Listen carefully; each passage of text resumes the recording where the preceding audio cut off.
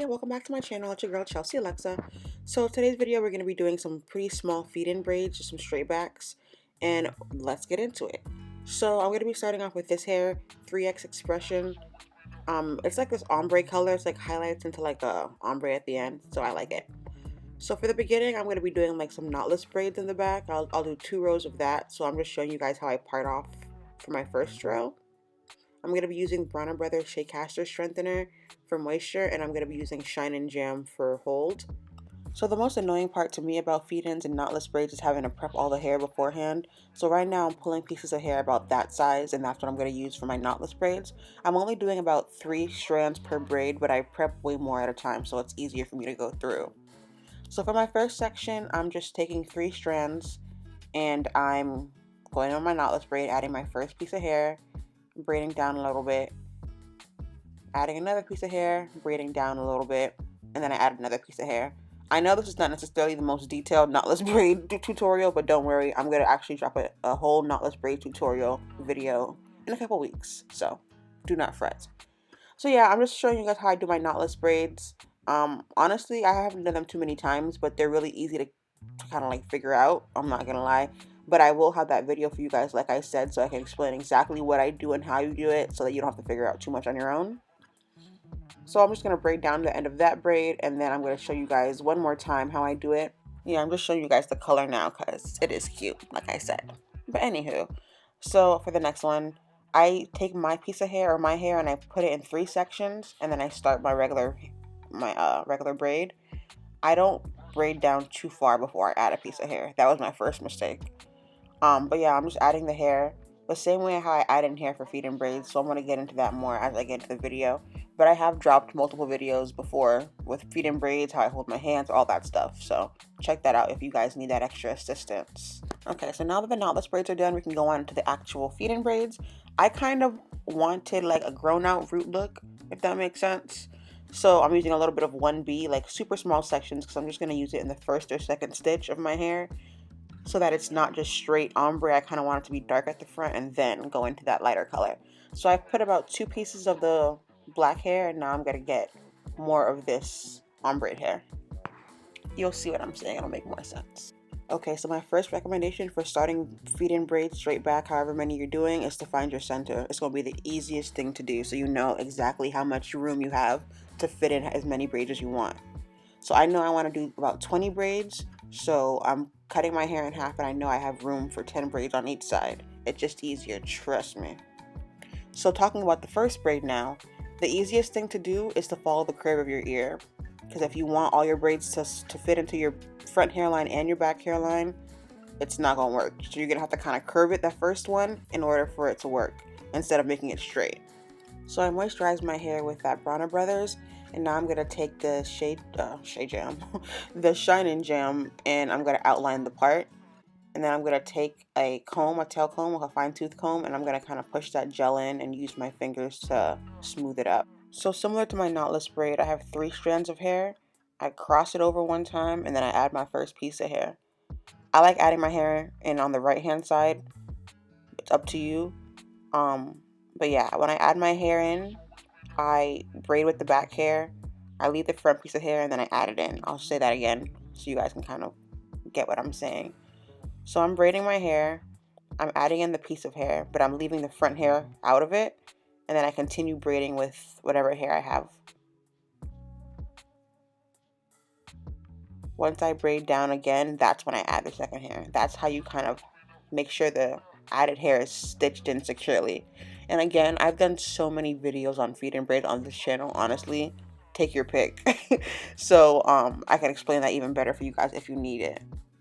Also in this braid, I started off with like 2 of those strands of the 1B hair. You can kind of see it in the front, it's darker. And then as I started adding in that brown hair.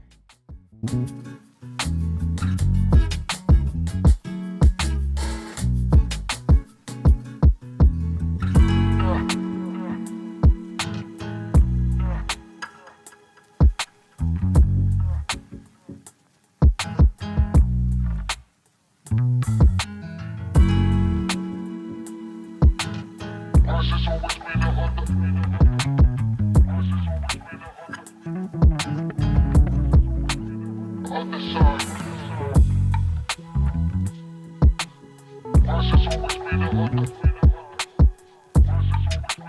now that I'm just about done, you can kind of see how that braid kind of curves around my ear as opposed to just going straight back. So I'm going to show you guys again, because for the second braid it's kind of the same thing. You're going to follow the curve of the first braid, so it's kind of curving around your ear again. After I have it parted off, I add my Bronner Brothers, and then I add my Shine-In Jam as well. Just to outline that part, it kind of keeps everything looking neat. Especially because I can't really see what I'm doing, the gel definitely saves me a little bit, making sure it looks neat. So again, I'm going to part off a little section in the front, and I'm going to use that and split up in 3 sections to start. A little bit of a closer angle too. So you can see I don't really open my fingers much when I add that hair in, so that's definitely a recommendation I have, is to try to keep your fingers as close together as possible during the process, because if you open them too wide, then your braid starts getting loose. So just remember to keep tension in your hand as much as possible. Something I'd also consider is to be mindful of how much hair you're adding to each braid, because for the most part, as you get closer to the middle of your head, you're going to be adding more pieces of hair. So you don't want to get to a point where you have braids that are thicker than the other. So make sure to kind of pay attention to how much hair you're prepping before each braid and the size of the hair you're prepping for each braid. Because I didn't show you in this part, but for the most part, after every braid, I have to prep new hair just to make sure I have enough for each braid. So you kind of can control that throughout the process.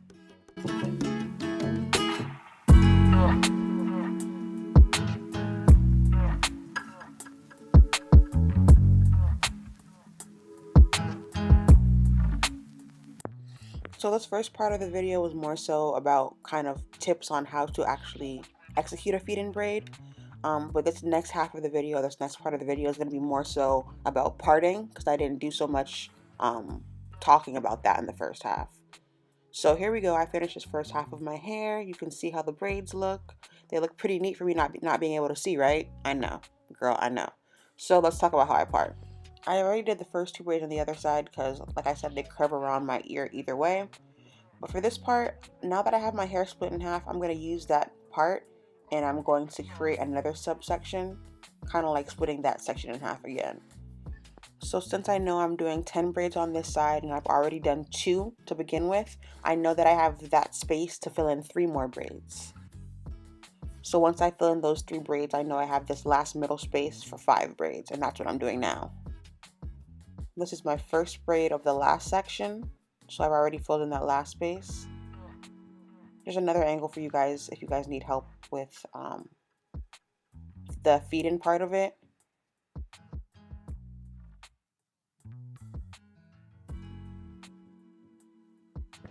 And as you can see, this is not sped up. It is not like some pretty cute process. Like, I take my time, I mess up, I take it out and start over again. So don't be discouraged. Just take it out, girl. Drink some water. Come back. Just don't fret.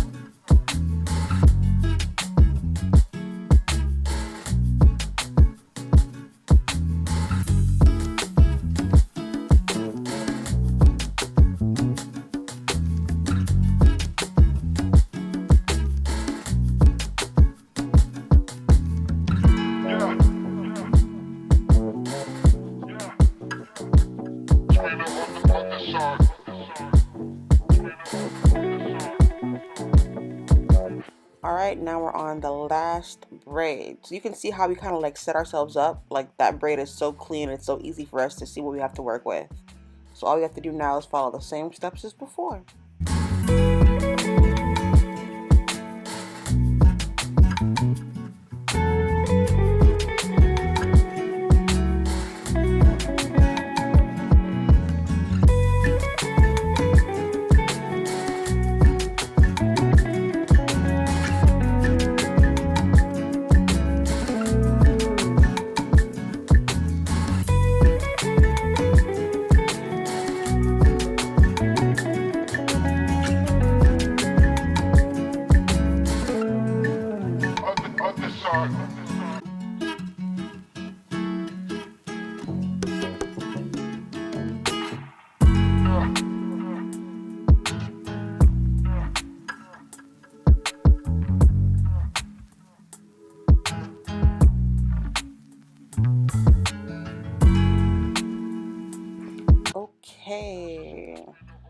we're done, y'all.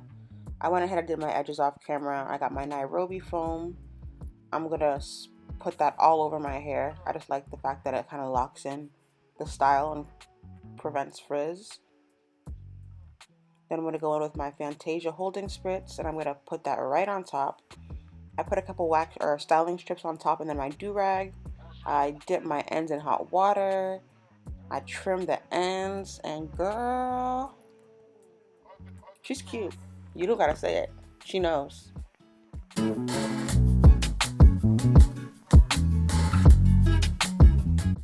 So yeah, this is about where they were hitting me once I finished.